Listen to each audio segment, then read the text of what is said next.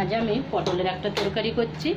পটলের পটলটা কালকে তুলে রেখেছি, কিন্তু পটলটা গরমে হলুদ হলুদ হয়ে গেছে, তাই আর কিছু করবো না, এটা শুকনো একটা তরকারি করে নেব।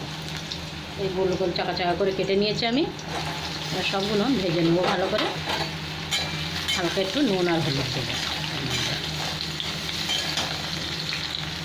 এখানে নুন দিয়ে দিচ্ছি, অল্প একটু হলুদ দিয়ে দেবো।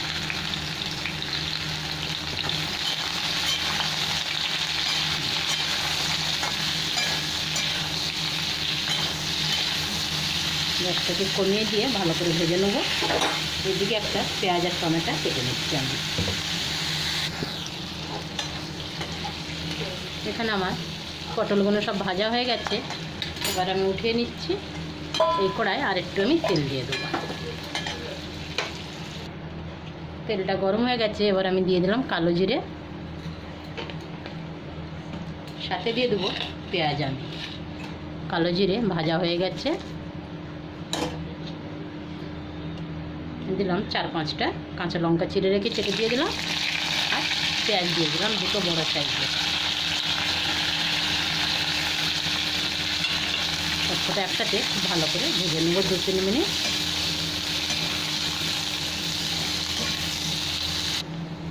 এখানে আমার পেঁয়াজ ভাজা হয়ে গেছে, এবার দিয়ে দিলাম মশলাগুলো। এটা নুন দিয়ে দিচ্ছি আমি, দিয়ে দিলাম জিরে পাউডার, সাথে আমি কাশ্মীরি লঙ্কা দিয়ে দিচ্ছি, হলুদ। এখানে এটা আমার ধনে পাউডার অল্প দিচ্ছি। এবারে 1-2 মিনিট নাড়াচাড়া করে নেবো, তারপরে একটা কেটে রেখেছি টমেটো, এটা আমি দিয়ে দেবো।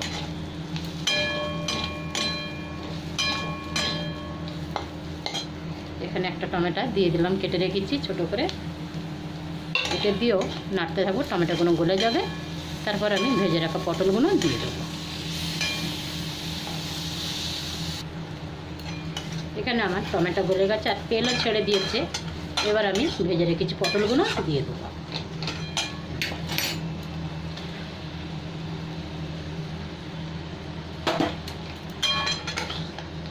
এবার সব একসাথে ভালো করে কষিয়ে নেবো, নিয়ে ঢাকা দেবো।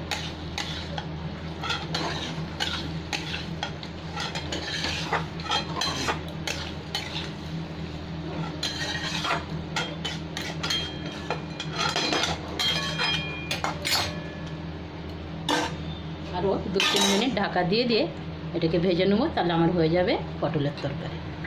এবার আমি ঢাকাটা খুলে দেখছি, মাত্র তেলও ছেড়ে দিয়েছে আর পটলটা খুব সুন্দর ভাজা হয়েছে। এটা পরোটা রুটির সাথেই সবথেকে বেশি ভালো, ভাতের সাথেও ভালো লাগবে খেতে।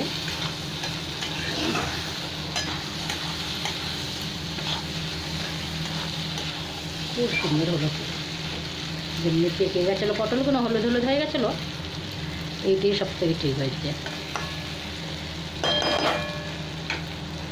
দেখতে লাগছে চিচিঙ্গা ভাজায়। এবার আমি গ্যাসটা বন্ধ করলাম, আমার হয়ে গেছে রান্না।